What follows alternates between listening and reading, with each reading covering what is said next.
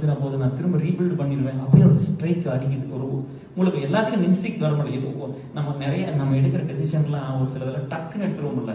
அது வந்து ரொம்ப நாள் யோசிப்போம். ஆனால் ஒரு டைம் அந்த சொல்யூஷன் கிடைக்கும், தெளிவு கிடைச்சி இப்படி தான் பண்ணலாம் அப்படின்னு. அப்போ வந்து அந்த ஒன்று மட்டும் தான் தோணுச்சு. அதாவது உயிர் போயிடும் தெரியும், செத்துருங்கிறது எனக்கு 100% தெரியும். ஏன்னா அந்த ஸ்டேஜுக்கு போயிட்டேன். ஆனால் வந்து என்ன தோணுச்சுன்னா, உயிரை மட்டும் விட்டுறாரா, திரும்ப எல்லாத்தையும் ரீபில்ட் பண்ணிடலாம்னு தோணுச்சு. அப்புறம் அதுக்கப்புறம் கொஞ்சம் கொஞ்சமாக ப்ராக்டிஸ் பண்ணி அப்புறம் வந்து இல்லை ஆஃப்லைன் இவங்களுக்குலாம் லீட்ஸ் எல்லாத்துக்கும் தெரியும் எப்படி இருந்தேன்னு தெரியும். இதோட ஒர்க் பயங்கர வழியாக இருக்கும். இதோட ஒருத்தன் 10 பேர் வீட்டுக்கு அனுப்பணுமா என்னென்னமோ சொல்லுவாங்க. எல்லா ஒர்க்கும் போயிட்டு ரொம்ப கஷ்டப்பட்டு தான் பண்ண போனோம். ஒரு அலுமினி வீட்டுக்கு வரும்போது பீக்கில் இருந்தேன் டிப்ரெஷனில். கொஞ்சம் பேசினா மைண்டு வேறு எங்கேயாவது போயிடும் அப்படிலாம் இருந்துச்சு. அப்புறம் இங்கே இவங்கெல்லாம் பட்ட கஷ்டத்தை பார்த்துட்டு அதை ஷேர் பண்ண சொன்னாங்க. நீங்கள் அப்புறம் அதுதாங்க சொல்கிறேன். இந்த உலகத்தில் ஏதோ ஒன்று இருக்குது. நான் கடவுள்னு சொல்லலை, கர்மான்னு சொல்லலை, ஏதோ சம்திங் இருக்குது. இந்த இயற்கையோ ஏதோ ஒன்று இருக்குது. ஆனால் இருக்குது கண்டிப்பாக. நான் அதை 100% நம்புகிறேன். இல்லைன்னா நான் உயிரோடு இருக்க முடியாது. இது வந்து எல்லாத்துக்குமே இந்த ரிலீஸ் பண்ணுற டைம் வரும். இப்போ அண்ணன் ஏதாவது இப்போ நம்மளுக்கு மேலே சீனியராக யாராவது சொன்னால் நான் எடுத்துக்கிறேன். அவங்க எக்ஸ்பீரியன்ஸ் பண்ணிக்கிறாங்க. ஒவ்வொருத்தரோட எக்ஸ்பீரியன்ஸும் ஒவ்வொருத்தரோட பிரச்சனையும் நான் வேல்யூ பண்ணிக்கிறேன். ஆனால் எனக்கு பிரச்சனை இல்லை. நீங்கள் நிறைய பேர் அதை வேல்யூ பண்ணுறது இல்லை. அப்புறம் டைமை வேஸ்ட் பண்ணி உங்கள் எக்ஸ்பீரியன்ஸில் நீங்கள் அதை கற்றுக்காதீங்க. இப்போ நான் வந்து அதை பார்த்தேன். இதெல்லாம் தாண்டி ஒன்று நம்மளை காப்பாற்றுதுன்னா சம்திங் ஏதோ இருக்குது. ஹியூமன் பீயிங்கை தாண்டி ஒன்று இருக்குது. ஆனால் அது என்னன்னு தெரியல. அதுதான் வந்து பண்ணுது. அப்போ நீங்கள் நல்லது பண்ணால் நம்ம தப்பிச்சுக்கலாம். எப்போவுமே ரொம்ப ஈஸி வந்து நல்லவனா இருக்கிறது தான். இப்போ என்னை வந்து எங்கே போய் கேட்டிங்கன்னா அந்த ஒன்று மட்டும் தான் இருக்கும். இன்னைக்கு நான் ஒர்க் பண்ண ஆஃபீஸ் இந்த கடைசியாக இருக்கிற ப்ராஜெக்டில் கூட அங்கே இருக்கிற அத்தனை பசங்க பொண்ணுகிட்டலாம் கேட்டிங்கன்னா ஒரு வேர்டு தான் சொல்லுவாங்க. கேஆர்னு டிஃபைன் பண்ண சொன்னீங்க, is very good human being தான் சொல்லுவாங்க. ஸோ அது அப்படி தான் இருந்திருக்கு. அப்படி தான் வந்து இதுவரைக்கும் இருந்த கேர் அப்படி தான் இருந்துச்சு. அது காரணம் வந்து இந்த நீங்கள்லாம் தான் நம்ம பண்ணுற வேலை வெளியே போயிடுச்சு. நம்ம அந்த கேர் பண்ணிக்கிறது சின்னதாக ஸ்டார்ட் பண்ணல. ஆஃபீஸில் வந்து ஒரு பொண்ணு வந்து கோட் அடிக்க முடியாமல் இருந்திருக்கும். நைட்டு கோடிங் பண்ணுவோம் இல்லையா, நைட்டு ரொம்ப நேரம் போந்திருக்கும். காரில் கொண்டு விடுறதுக்கு தனியாக போகிற டிரைவரோட பயப்பட்டுருக்கும். அந்த வேலையை முடிச்சு கொடுத்தா இருக்கட்டும். இந்த மாதிரி ஒவ்வொன்றும் சின்னதாக பண்ணி தான் அந்த கிரெடிபிலிட்டி பெருசாச்சு. ஸோ அப்படி தான் இந்த ஸ்டேஜுக்கு வந்துச்சு. அப்போ நம்ம டிப்ரெஷனை ஷேர் பண்ண வேண்டிய சுச்சுவேஷன் வந்துச்சு. இப்போ ஃப்ரெண்ட்ஸ் கூட சொல்லுவாங்க, உங்களோட க்ளோஸாக இருக்கிறது டிப்ரெஷன் குட்டீஸ் தான் அப்படிம்பாங்க. பட் என்னென்னா அவங்க எனக்கு விடுறதே இல்லை. ஒரு வீடியோ போட்டோம்னா போதும், அவ்வளோதான். எனக்கு அடுத்த பாட்டு வேணும் நம்ம சொல்லுவோம்ல, இது அடுத்த கவர் பண்ணுறேன்னு. அவங்க அப்போ வந்து அதை பேசினா நமக்கு இமேஜ் போயிருமோ, இந்த கிரெடிபிலிட்டி போயிருமோ, இத்தனை வருஷம் கஷ்டப்பட்டு வேலை செஞ்சோம்ல, ஜட்ஜ் பண்ணிடுவாங்களோ. பீப்புள் எப்பவுமே இப்படி தானே பண்ணீங்க. நீங்கள் வந்து பார்த்தீங்கன்னா உங்களுக்கு வந்தவங்களுக்கு தெரிஞ்சிருக்கும். ஒரு 17 கிலோ போயிடுச்சு, ஆர்கான்லாம் வேலை செய்யாமல் போயிடுச்சு. அப்போ சாப்பிட்டா ரெடி ஆகுமான்னு தெரியல. அப்புறம் சாப்பிட்டு ரெடி ஆகிட்டுன்னு பார்த்தா வெயிட் போட்டு சந்தோஷமாக இருந்துச்சு. போட்டு எவ்வளோ வேணா போட்டு பார்த்துக்கலாம், நம்ம ஜிம்மெல்லாம் பண்ணிக்கிறோம், ஃபிட் பண்ணிக்கலாம், எல்லாத்தையும் ஃபிக்ஸ் பண்ணிடலாம்னு இருந்தேன். பட் நம்ம ஊருக்கு வந்ததுக்கப்புறம் கொஞ்சம் பேர் பார்த்தோன்னே பணம் நிறையா வந்துருச்சு, வயிறுலாம் தொப்பை வந்துருச்சு அப்படின்னு சொன்னாங்க. அப்புறம் இன்னொருத்தர் சொன்னார், பணம் நிறையா வந்ததுனால தான் வந்து பணம் ஒன்று சொன்னாங்க, வேறு என்னமோ சொன்னாங்கப்பா, தொப்பை வந்து வேறு ஏதோ ரீசன் சொன்னாங்க. நிறைய குடிப்பானது தொப்பை வந்து அது சோசியல் ட்ரிங்க்ஸ் தான். எப்பாவது ஃப்ரெண்ட்ஸ் வந்து அப்படி தானே தவிர அந்த மாதிரி இல்லை. பட் ஆக்சுவல் ரீசன் அது கிடையாது. இந்த மாதிரி வந்து மனுஷங்களை ஒவ்வொருத்தருக்குள்ள ஒவ்வொருத்தருக்குள்ள ஒரு பிரச்சனை இருக்கும், ஒரு பெயின் இருக்கும். நம்ம வந்து அதை அண்டர்ஸ்டாண்ட் பண்ணிக்கிட்டு ஹெல்ப் பண்ணாட்டி பரவாயில்ல, நம்ம வாய்க்கு வந்தாலும் பேசாமல் இருந்துக்கலாம். மெயினாக அதை மட்டும் பண்ணனா போதும் இல்லையா. அதனால யார் வந்து எந்த ஒரு வழியில் வந்தாலும் என்னோட டைம் நான் டிஃபைன் பண்ண முடியாது. எல்லாம் எனக்கு வந்து இப்போ சொல்லுவீங்களா 9 மணிக்கு படுத்து தூங்கிட்டு காலையில் 6 மணிக்கு ஃப்ரெஷ்ஷாக எழுந்திருக்கணும், அதெல்லாம் நடக்காது. ஏன்னா எப்போ எமர்ஜென்சி வரும்னு தெரியாது, எப்போ யார் கால் பண்ணாலும் தெரியாது. ரொம்ப கிரிட்டிக்கலாக தான் கூப்பிட்டுருவாங்க. அப்போ என் டே என்னால் டிஃபைன் பண்ண முடியாது. அதனால் இப்படியும் 2 கரியர் இது வரைக்கும் வந்துருச்சு. நிறைய பேருக்கு நல்லது பண்ணியாச்சு, நிறைய பேருக்கு காசு கொடுத்துருக்கு, நிறைய பேருக்கு படிக்க வச்சிருக்கு, நிறைய பேருக்கு மெடிக்கல் பண்ணியிருக்கு, பிளட்டு கொடுத்துருக்கு, நிறைய பேருக்கு ப்ராப்ளம் சால்வ் பண்ணிக்கிறது. பீப்புளோட இது டிப்ரெஷன் இது ஒரு பிரச்சனை. இப்போ ஒருத்தர் வந்து உயிர் போகிற மாதிரி, எனக்கு ரொம்ப க்ளோஸாக இருக்கிறவங்க வந்து உயிர் போகிற மாதிரி பேசுவாங்க. உயிர் போகிற சுச்சுவேஷன் இருப்பாங்க. எனக்கு என்னன்னு தெரியல, ஹார்ட் நின்று போயிட மாட்டேங்குது, என்னால் ப்ரீத்தே பண்ண முடியல அப்படிலாம் வந்து சொல்லும்போது நான் ஹோல்டு பண்ணிக்குவேன். அப்போது அந்த பிரச்சனைக்குள்ளே நான் போயிடுவேன். அப்போ தான் நான் ஒர்க் பண்ண முடியும். ஓகே, இது சுகுமார் வச்சு ஒர்க் பண்ணலாம், இது பிரபார் வச்சு ஒர்க் பண்ணலாம், இது ரேணு வச்சு ஒர்க் பண்ணலாம், இது ஆஷா வச்சு ஒர்க் பண்ணலாம் அப்படின்னு ஒவ்வொரு ப்ராப்ளத்துக்கு அவங்ககிட்ட போவேன். ஒவ்வொன்றும் நானே பண்ணிடுவேன். ஒரு நாள் போலீஸ் ஸ்டேஷனில் பேசணும், ஒரு நாள் பொலிட்டிஷியன்ட்ட பேசணும், ஒரு நாள் ஏதாவது டீச்சர்கிட்ட பேசணும், நான் அப்பா அம்மா இந்த மாதிரி அது மைண்டுக்குள்ளே போய் அதை யோசிச்சு அதுக்கு ஒரு சொல்யூஷனு அந்த மாதிரி ஒர்க் பண்ணி இதை யாரை வச்சு கண்ட்ரோல் பண்ணுறது, யாரை வச்சு இன்ஃப்ளூயன்ஸ் பண்ணுறது, எப்படி பண்ணுறது, எங்கே பணம் கொடுக்கணும், எங்கே வேலை நடக்கும், இதெல்லாம் பண்ணி அப்போ அவங்க ப்ராப்ளம் வந்து ஒரு சில ப்ராப்ளம் 2 மாதம் முடியும், 2 வருஷம் முடியும், 6 மாதம் முடியும். இப்போ வெளியே வரக்கு எனக்கு டைம் ஆச்சு, அது உள்ளே போனோன்னே. ஸோ இது எல்லாமே ஹெல்த் அஃபெக்ட் பண்ணுச்சு. எல்லாத்தையும் விட்டு தான் இந்த லைஃபுக்கு வந்தது. நாட் ஒன்லி மணி, ஹெல்த்து, இந்த மாதிரி எல்லாத்தையும் இழந்து தான் இந்த வேலையை பண்ணேன். எனக்கு தெரியல, மேபி லைஃபோட பர்பஸ் இதுவாக தான் இருந்திருக்கும்னு நினைக்கிறேன்.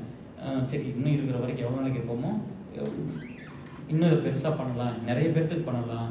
ஏன்னா இங்கே நிறைய பேர்த்துக்கு இப்போ நம்மளோட இருக்கிற பீப்புள் நிறைய பேர் சொல்லி நான் கேள்விப்பட்டிருக்கேன், கான்ஃபிடென்ஸ் வந்துருச்சு. நான் இல்லாட்டி என் பையனை நீ பார்த்துக்குவேன், நான் இல்லாட்டி என் பிள்ளை நீ பார்த்துக்குன்னு நிறைய பேர் சொன்னாங்க. அதெல்லாம் கேட்கும்போது சந்தோஷமாக இருக்கும். ஸோ இத்தனை பேர் இருக்கிறோம், நீங்களாம் சேர்ந்து தான். நான் ஒருத்தர் என்ன பண்ண முடியும் இல்லையா? இப்போ இங்கே வந்து இந்த மீட்டுக்கே பார்த்தீங்கன்னா எவ்வளோ வேலை பண்ணிடுறாங்க. ஒரு 10 பேர் almost close to 10 leads work பண்ணாங்க. இப்போ சரியான எஃபர்ட் இதெல்லாம். ஸோ நான் ரெக்வஸ்ட் பண்ணிக்கிறது எவ்வளோதான், உங்களால் என்ன முடியுமோ உங்களை வருத்திக்கிட்டு பண்ண வேண்டாம், சரியா? உங்களை வருத்திக்கிட்டுலாம் இப்போ இங்கே ஒர்க் பண்ணால் ப்ராப்ளம்னா சொல்கிறோம் பார்த்தீங்களா? இந்த மாதிரி எங்கூட ஒர்க் பண்ண அத்தனை லீட்ஸுக்கு இந்த பிரச்சனை இருந்துச்சு. இவங்க எல்லாம் இதெல்லாம் ஃபேஸ் பண்ணாங்க லைஃப்பில். ஏன்னா இங்கே வந்து இப்போ ஒருத்தர் எங்கூட சாஃப்ட்வேராக இருக்கிறோம், சாஃப்ட்வேர் இன்ஜினியராக வேலை பார்க்குறோம், பிஸ்னஸ் பண்ணுறோம் பேரலாம். இந்தியாவில் இருக்கிறவங்க, யூஎஸில் இருக்கிறவங்க வேறு ஏதோ பண்ணுறாங்க. ஸோ பணம் ஏதோ ஒன்று ட்ரை பண்ணுறாங்க அவங்க லைஃப்பில். அவங்க டைம் ஏதோ யூஸ் பண்ணிக்க. இங்கே என்ன பண்ணுறோம், இருக்கிற வேலையும் சரியாக பண்ணுறது இல்லை, மற்றவங்க பிரச்சனைக்கு ஓடிடுறோம். அப்படிங்கும்போது இந்த சோசியல் கெரியர் ஒர்க் பண்ணுறவங்களோ மற்றவங்கள கேர் பண்ணிக்கிறவங்களுக்கோ இந்த சொசைட்டி வந்து ஒரு ரெகக்னிஷனையும் கொடுக்கல. அப்போ சொசைட்டி மாறாது. நம்ம கெட்டது தானே பார்க்குறோம், அது எல்லா இடத்துலையும் வல்கரிட்டி தான் இருக்குது, அந்த வெறுப்பு இருக்குது, நெகட்டிவிட்டி தான் ஸ்ப்ரெட் பண்ணுறோம், நல்லது போக மாட்டேங்குது. அப்படிங்கும்போது நம்ம எல்லாருமே கொஞ்சம் கொஞ்சம் திங்க் பண்ணோம்னா இதெல்லாம் மாறிடும். அங்கே போயிட்டு கார்த்திக்னு சொன்னால் அப்படி ஒரு ஃப்ரெண்டு சேலத்துன்னு வருவான்னு சொல்லி நாங்களாம் அங்கே போய் திருப்பூர் போயிட்டோம். திருப்பூர் போயிட்டு எது எக்ஸ்பெக்ட் பண்ணாத ஒரு ஆள் வந்துட்டு போனாங்க, பார்த்தாங்க. ஆனால் வந்து நம்ம எதிர்பார்த்த ஃப்ரெண்டு வரல. அவன் வந்துட்டு அடுத்த நாள் வந்து ஒய்ஃபை கூட்டிட்டு ரொம்ப கில்ட்டியாக ஃபீல் பண்ணி ஊருக்கே வந்துட்டு அப்படி. அப்புறம் நானும் கார்த்தி போயிட்டு, கார்த்தி வந்து ஹோட்டல் வந்து புக் பண்ண நமக்கு தெரியாது அவன் வருவான்னு சொல்லி. கார்த்தியா வீட்டில் தான் தங்குற மாதிரி இருந்துச்சு. அப்புறம் அவங்க வந்து மாமனார் வரும்னு சொல்லாமல் அவங்களும் வந்துட்டாங்க, அம்மா இருக்காங்க, ஒய்ஃபு குழந்தைலாம் இருந்தனால மாமனார் வந்ததுனால சரி ஹோட்டலே புக் பண்ணான். அந்த ஹோட்டலுக்கு 12,000 நான் ரெண்ட் வந்துச்சு. அப்புறம் எங்கள் அப்பாவெல்லாம் நாங்கள் அடுத்த நாள் கூட்டிகிட்டு போகிறக்கு அந்த நான் வந்து அந்த 12,000 கொடுக்குறேன்னு சொல்கிறேன். வாங்கினேன்ட்டு அப்படி வாங்கினேன்ட்டு இது கூட இல்லைன்னா நீங்கள் என்ன பிரசிடென்ட்டு, அதை ஒரு கால் வச்சுக்கிறீங்க, இது கூட பண்ண மாட்டாங்கன்னு சொன்னேன். அப்படி நான் இது வரைக்கும் வச்சுக்கிட்டதெல்லாம் கிடையாது, எல்லாத்துக்கும் கொடுத்துருவேன் அந்த மாதிரி இருந்தால் கூட. ஸோ நிறைய பேர்த்து அப்படி. அதாவது ஷார்ட்டாக சொல்லணும்னா நம்ம எவ்வளோ பவர்ஃபுல்லாக இருக்கிறோம் அப்படிங்கிறது நம்மளோட இருக்கிற மக்களை பொறுத்து தான். அந்த பணம் காசெல்லாம் நம்ம வந்து திருப்பி போயிடலாம், லாஸ் பண்ணிடலாம், பிஸ்னஸில் விட்டுறலாம். ஸோ நிறைய பேர் இப்போ வந்து பண்ணதெல்லாம் கொஞ்சம் பேர் டப்ளிங்கில் விட்டாங்க, கொஞ்சம் பேர் ஷேர்ஸில் விட்டுட்டாங்க. இப்போ ரீசெண்ட் பாஸ்ட்ல ஒரு 5-6 இயர்ஸில் நம்ம அலுமினிலே நிறைய பேர் அழுதுருக்காங்க இதெல்லாம் பண்ணிட்டு. சரியா? அப்போ அந்த குழந்தைகள் கூட நம்ம ஹெல்ப் பண்ணுறோம். பட் எல்லாம் சேஃபாக இருங்க. சரியா? இவ்வளோ டைம் எடுத்து இவ்வளோ எஃபர்ட் எடுத்து வந்துருக்கீங்க. அந்த லீட்ஸ் கூடலாம் கொஞ்சம் மிஸ் அண்டர்ஸ்டாண்டிங் வராமல் பார்த்துக்குங்க. ஒவ்வொருத்தரும் ஒர்க் பண்ணிங்கன்னா எல்லா ஃபேமிலியும் இந்த பிரச்சனை வந்துருக்குது. இப்போ நான் என்னெல்லாம் ஃபேஸ் பண்ணோம் அவங்களெல்லாம் ஃபேஸ் பண்ணியிருப்பாங்க.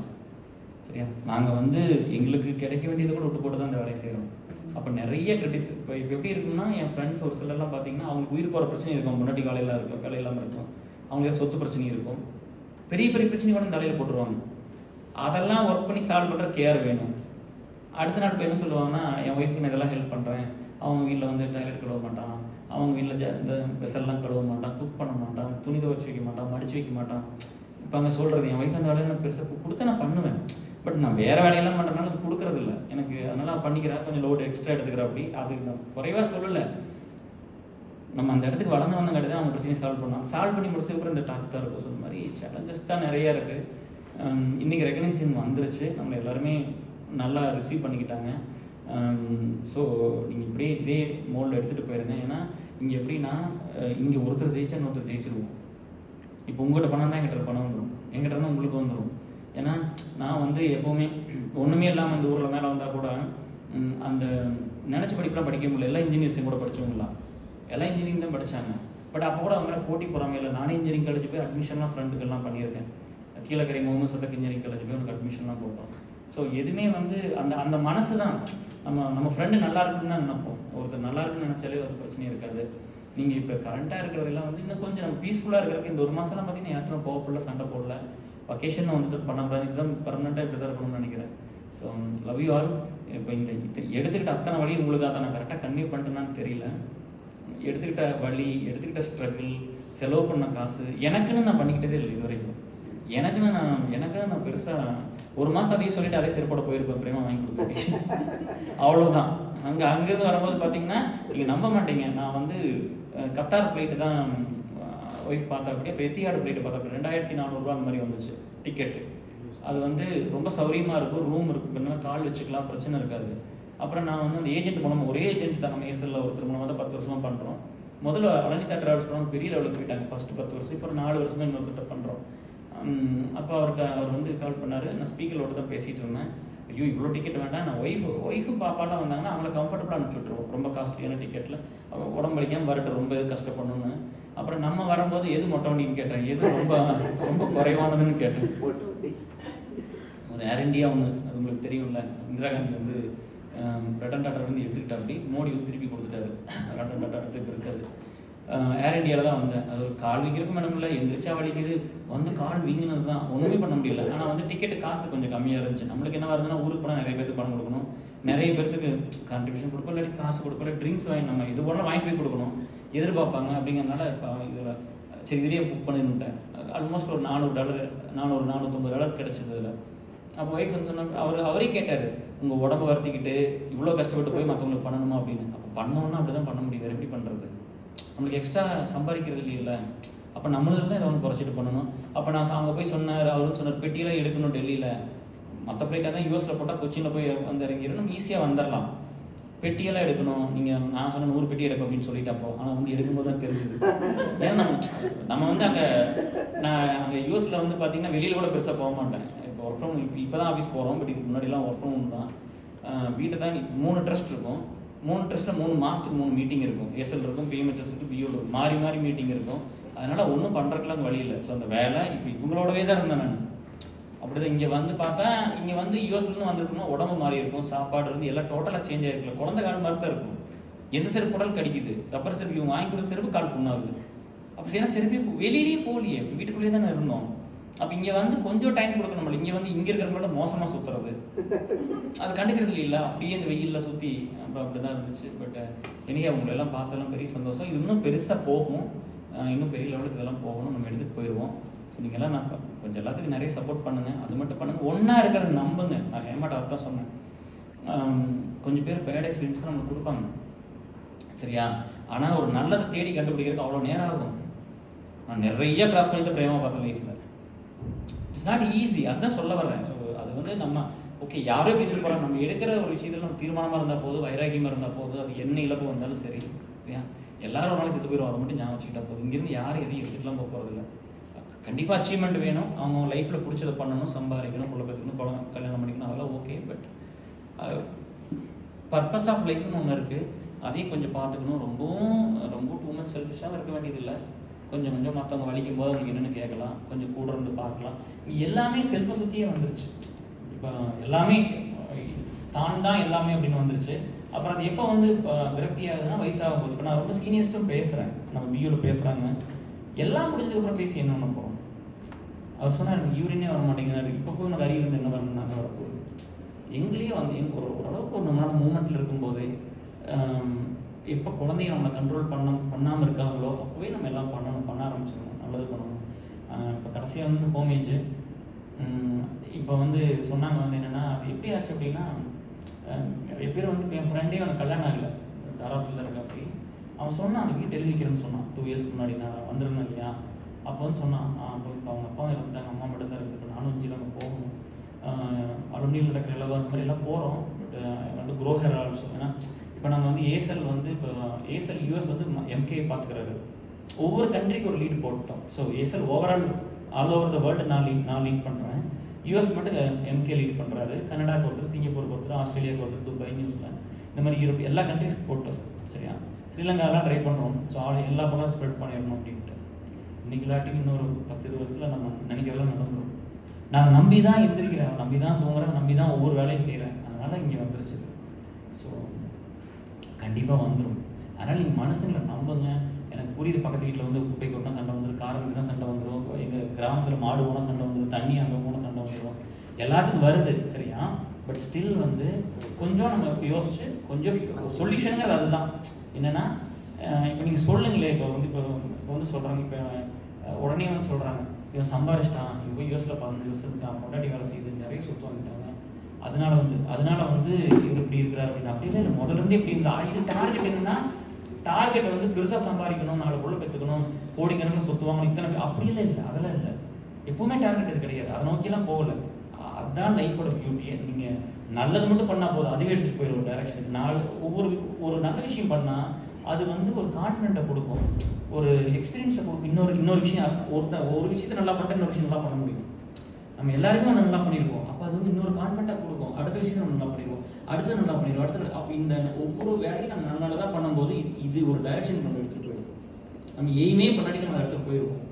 ஸோ இப்படி தான் என் லைஃப்பெல்லாம் வந்துச்சு. ஸோ அதனால் தேவையெல்லாம் எப்பவுமே பெருசாலாம் அப்படிலாம் வச்சுக்கிறது இல்லை.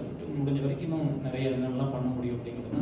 கொஞ்சம் பெரிய இடத்துக்கு போயிட்டோம்னா, ஒரு யூஎஸ் பாலிடிக்ஸ்லாம் போயிட்டோம்னா இன்னும் நிறைய பேருக்கு நல்லது பண்ண முடியும். அங்கிருந்து எல்லாமே பண்ணிட முடியும், மாற்ற முடியும், சேஞ்ச் பண்ணி என்ன வேணால் கொண்டு வர முடியும்.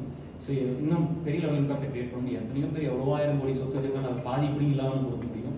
இன்னும் 40 கோடி மக்கள் வந்து டின்னர்லாம் தூங்குறாங்க, படித்தவனுக்கு வேலை கிடைக்க மாட்டேங்குது. எவ்வளோ இருக்குது, எத்தனை பேர் படிக்கிறாங்க, ஒன்றா காலேஜ் இருக்கக்கூடாது, இல்லாட்டி அவங்க படிக்கக்கூடாது இல்லையா? ஸோ அந்த மாதிரி நிறையா ஒர்க் பண்ண வேண்டிய பிரச்சனை நிறையா இருக்குது.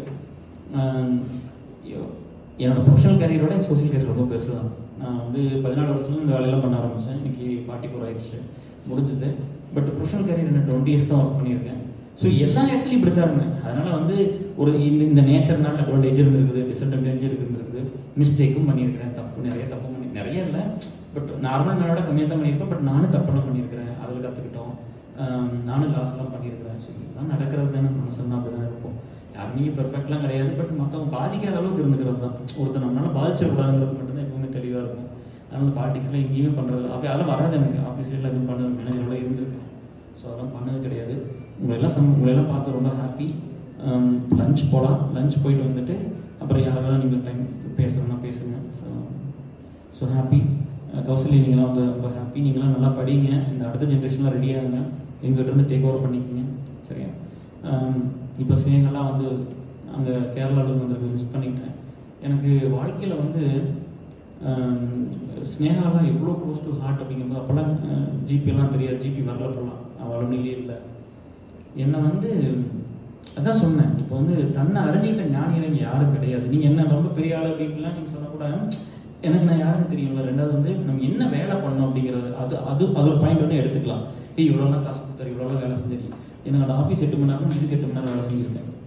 ஆவரேஜாக பார்த்தீங்கன்னா ஒரு நாளைக்கு மினிமம் 5 மணி நேரம் வேலை செஞ்சிருவேன். இந்த ட்ரஸ்ட் ஒர்க்கெல்லாம் எவ்ரிடே 30 வருஷம் 20 வருஷம் பண்ணியாச்சு, சரியா? இதுக்கு வேணா எடுத்துக்கலாம். இதுவும் வேண்டாமல் விட்டுருங்க, காசு கொடுத்தே விட்டுருங்க, நேரத்தை கொடுத்தே விட்டுருங்க. இழந்திருக்கும் பார்த்தியா, அது எப்பவுமே ஜெயிக்கும். நம்ம ஒன்று இழந்து தான் ஒன்று பண்ணுவோம். நம்ம ஒரு விஷயத்துக்காக எவ்வளோ இழந்தோமோ அது வந்து உங்களை கொண்டு வந்து சேர்த்து. நான் அப்படி தான் நம்புகிறேன், அதுதான் கொண்டு வந்து சேர்த்துருச்சு.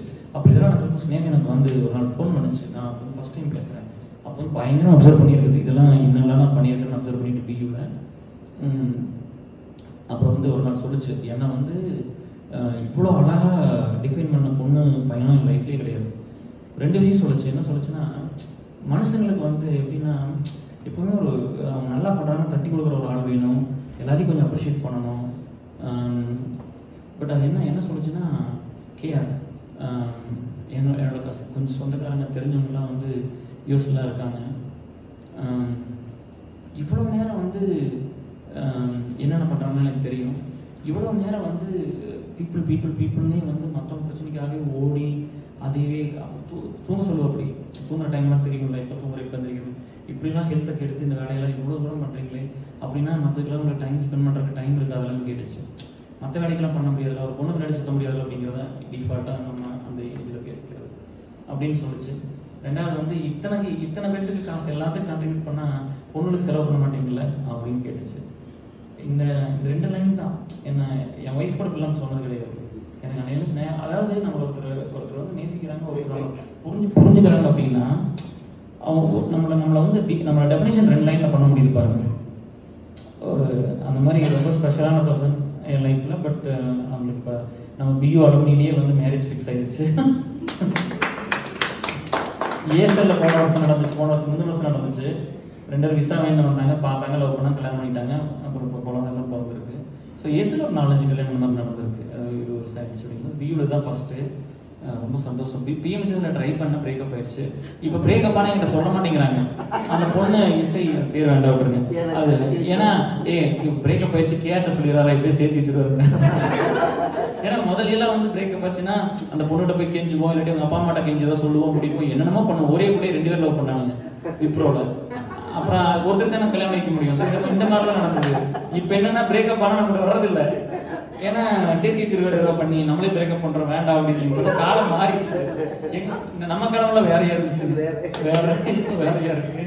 ஸோ பீப்புள் வந்து எனக்கு அதனால அந்த ஜென்ரேஷன் அந்த ஒவ்வொரு இப்போ அதை வேற கேட்பாங்க, ஏன் வந்து எப்படி வந்து அந்த ஜென்ரேஷன் டிஃப்ரென்ஸ் எல்லாம் கேர்னு ஏன் கூப்பிடுறீங்க வயசு மாற்றி அப்படிலாம் இல்லை. என்னன்னா ஒரு ஃப்ரெண்ட்ஸுக்காக ஆரம்பிச்சது இந்த உலகத்தில் வந்து ஃப்ரெண்ட்ஸுக்காக இப்படி ஒன்று பண்ணியிருப்பாங்கன்னு நம்ம பார்த்துருக்கோம். ஃப்ரெண்ட்ஸ் தான் எல்லாமே, ஃப்ரெண்ட்ஸுக்காக ஆரம்பிச்சது. இப்போ ஃப்ரெண்டோட தங்கச்சியெல்லாம் ஒரு அழகான பிள்ளையெல்லாம் ப்ரப்போஸ் பண்ணுச்சு, நான் வேணும்னு சொல்லிட்டேன் சரியா, ஏன்னா அவர் அவ்வளோ க்ளோஸ் ஃப்ரெண்டாக எனக்கு பிடிச்சது, பட் அதெல்லாம் பண்ணிக்க முடியல. அந்த மாதிரி ஃப்ரெண்ட்ஸ்னா அப்படிதான் இருந்தோம், அது அந்த அந்த உண்மையாக இருந்த மட்டும் தான் இங்கே கொண்டு வந்துருச்சு. ஃப்ரெண்ட்ஸ்னா ஒரு உலகம் அப்படிதான், அதுதான் இங்கே கொண்டு வந்துருச்சு. ஸோ நம்ம எதை நம்புறோமோ அதை உண்மையாக நம்பி செஞ்சோம்னா அதுக்கு ஒரு ரிசல்ட் இருக்கும் சரியா. ஸோ நம்மளுக்கு பணம் என்ன பணம் தேடி போகலாம், பெரிய பிஸ்னஸ் பண்ணலாம், இல்லை நான் பீப்புள் தேடி தான் போகிறேன். ஸோ என்னோட ஜேர்னி இப்படி இருக்குது. ஸோ உங்களுக்கு என்ன வேணுமோ தேடி போங்க. பட் நீங்கள் எல்லாருமே உங்களால் நேரத்தை செலவு பண்ண முடியாமல் இருக்கலாம், இல்லை ஒரு நேரத்தை செலவு முன்னாடி கொஞ்சம் பணம் கொடுங்க, பணம் செலவு பண்ண முடியாட்டி கொஞ்சம் நேரத்தை கொடுங்க, இல்லை எதுவுமே பண்ண முடியலையா கொஞ்சம் குரூப்பை பெருசு பண்ணி கொடுங்க, ஒரு நல்ல விஷயங்களை ஷேர் பண்ணுங்கள், சண்டை போட்டுக்க வேண்டாம், வேறு எதுவும் வேண்டாம் சரியா. மேபி எனக்கு 2 years ஆயிடுச்சு, அதிகபட்சம் 1 year ப்ரெசிடெண்ட்டாக இருக்கும் இல்லையா, அப்புறம் போர்டுக்கு மூவ் ஆயிரும், 3 years தானே டைம். ஸோ அது வந்து வேறு யாராவது அடுத்து எடுத்து நல்லா பண்ணட்டும் சரிங்களா.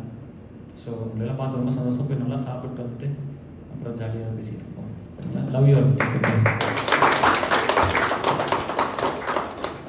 எல்லாரும் எழுந்திருந்து இந்த ஒரு மாமனிதருக்கு ஒரு பெரிய கரதோஷத்தை நல்ல கண்டாயம் கொடுக்க முடியும். Pray to your God and let him go to the peak, sky is his limit.